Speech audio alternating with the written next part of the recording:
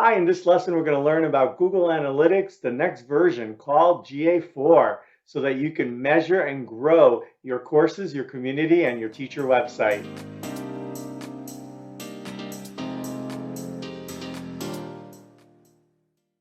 Hi, I'm Angel from Art2 Course Experts, and we help creative online course teachers with their tech.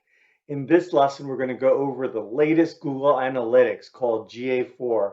We're going to go over what is it, why use it, how to use it, an example, and recap. First of all, what is Google Analytics? It's a new enhanced version of a Google tool that provides statistics for marketing and SEO, search engine optimization. So it's a tool, you use it, and it tells you how many visitors are visiting every single part of your page or your app, and it tells you when they visited, on what computer or device they used, from where in the world were they. Really great information. And it also lets you know as they move through your website or leave your website, it'll let you know what they did and what step and how long they spent at each stage. Why use Google Analytics? Well, since Google and YouTube are the leaders in search, by the way, Google owns YouTube, it's the best way to get information about how people are finding you and what they're doing on your properties. So using Google Analytics, it's going to help you understand where people are coming from, how did they find you, how much time are they spending on your properties, and ultimately, did they go ahead and convert and actually buy any of your services? Like, what did they do on that sales page? What did they do on your blog or community? What did they click? Google Analytics is going to give you all that great information so that you can tweak your business, maybe change your ads, change your SEO, add more content, etc. Google Analytics is going to let you know that. And the GA4 version is the latest and greatest version, so that's what we're going to get into today. If you don't use Google Analytics, you're going to have a hard time making changes. You're not going to know what to change. Only by measuring are you going to be able to know what to change. Let's go into the how-to guide. So first of all, the prior version was called Universal Analytics, codename UA or GA3. But this new version is called GA4, Google Analytics version 4. The main thing is that it really combines the web and the application data. So remember, lots of websites are not only on the desktop, but on mobile. So all that data is now integrated and aligned and combined. The GA4 system uses events and parameters instead of sessions and page views. Before, for years and years, Google Analytics and many other analytics would log when a visitor first visits your website, and it would start a session. That customer would get a cookie, they'd click around your website, they'd click around certain pages. Now, everything is about events. What did they do? Where? What did they click? Which page did they watch? Which page did they leave? All these sort of things. So that's the main thing. It's kind of like a new engine. You're going to get a lot of the same data, but it's going to be more insightful. It's going to be across all the different applications and everything that that user does.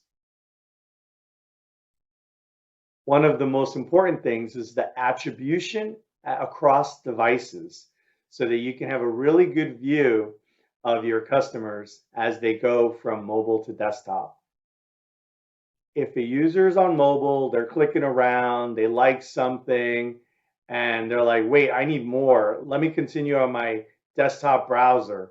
So they're switching between the mobile browser or the mobile app and the desktop app or the desktop browser or tablet.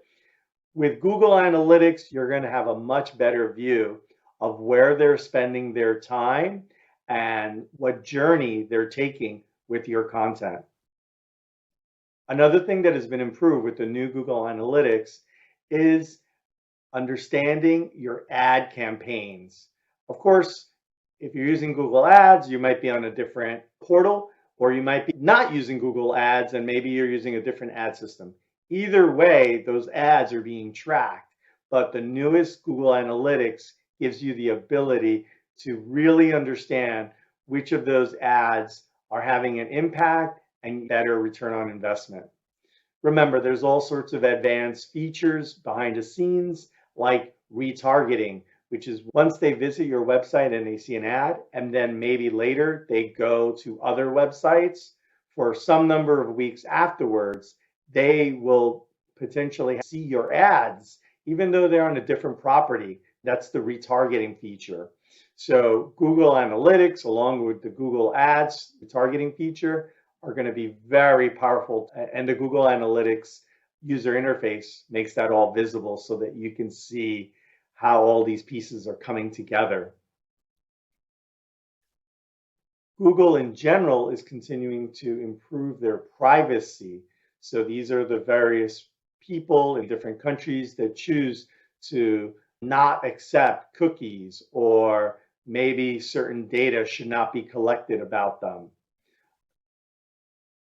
So that's happening. And in addition to that, Google Analytics is providing the ability using AI and machine learning to better understand what is happening in certain gaps that maybe Google Analytics didn't collect. So you know that people visited your page and maybe they bought something, or maybe signed up for an email. So Google Analytics is going to help you try to guess for some of those people that have turned off tracking what they did in those middle steps. They visited your site and then these things happen later. What were the exact pages or button clicks? Using AI, you can potentially guess and come up with probabilities. So it's sort of a best of both worlds, where Google's providing additional privacy, but also as a business owner, helping you guess what happened in between those steps when anonymous viewers did come to your business. Another big feature and update with Google Analytics are better visualizations and reporting. So these are all the great charts and flow charts and those kinds of things to let you know what people are doing when they visit your property. A big focus there is engagement. So when people are visiting your course sales page, your community, maybe your coaching page on your website or a webinar, what are they doing? Where are they spending their time? What are they clicking on? Are they on a quiz? Are they eating up all the content in your community, the different rooms? Are they back and forth between these 2 or 3 pages because maybe they're stuck, they're not ready to buy, they're not ready to sign up? Maybe you're asking for a phone number, they don't want to give it to you. What exactly are they doing on your websites? Those are all things that the newest Google Analytics is going to help you see, measure, and then you'll have the ability to make some positive changes for your business. Now let's check out the new Google Analytics user interface. So there's 3 main features here, and I just want to go over each of them. The first is the high-level reports. This is sections where you're going to see how you're acquiring new customers. Are they coming from SEO, from that great blog article that you wrote? Or are they coming from paid ads, or maybe your affiliate program? So where are your customers coming from? And that's the first section, that's the acquisition. And you're going to see where your users and traffic is coming from. Next is engagement. And as we talked about, that's a very important factor. So what are they doing on your properties? Where are they spending their time? Are they spending time doing that main feature? Or for customers that haven't bought your service yet, are they back and forth? Maybe they're on the FAQ page, or maybe they're looking at your client testimonials and they're stuck, they're not ready to commit to buy. And engagement also covers landing pages. When people first arrive to your website, are they on the home page? Are they on the sales page? What are the 2 or 3 steps that move them forward, if any? Or are they zigzagging, or are they back and forth? And maybe you have several types of buttons for buying or learning more, different call to actions. So which ones are actually moving customers through that journey? And then of course, monetization, which is when they're actually buying that service. So they get to that sales page, maybe they get to the pop-up. Did they buy at that point? Or maybe there's something there that they didn't like. Maybe it's not a secure page with HTTPS, or maybe they had a coupon, but then they can't find where to enter the coupon. The reporting section also gives you information about your users. Where are they from? What's their technology? Are they on a browser? Are they on Chrome, Firefox, a mobile, a tablet? All these different things so that you can see where your customers are, what languages they speak. So those are some of the many features that you're going to see in the reports section of the new Google Analytics. Next up is exploring. So this is where you can see visualizations of the flows of data as they come in. So you filter by a month, and then you filter maybe on a certain web page. You want to see what is happening. So exploring lets you see a visualization of the flow of users as they come in and what are the next steps. So as an example, maybe you have a quote unquote leak. So 25% of the people that visit a particular page are just leaving. They're not going through. So you're trying to understand what happened. Did those 25% of the people, was it not right for them? Were they looking for something that they didn't find? And how can you change those pages, those buttons? Maybe you only have one call to action, and instead you should have three call to actions, one at the top, one at the middle, one at the bottom.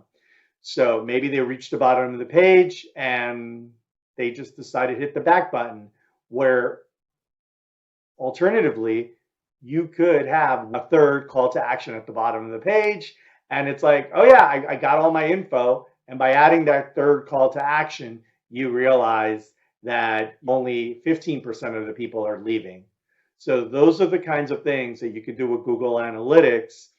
You can do some A/B testing and then come back next month and look, okay, I did these changes. What's happening to the results? Am I keeping more people on this page? Are they staying longer? Are they going to other pages, but they're not leaving the website? These are all really good things, and you're going to see a lot of that in the Explore features. And finally, you have advertising views. So as we said earlier, Google has Google Ads, they have this retargeting, they have YouTube ads, they have a lot of powerful advertising features. So of course, there's an advertising menu here that lets you see all the statistics on the different parts of the ads, which ads are converting, where are these users coming from, and what are the most common paths to have your users convert.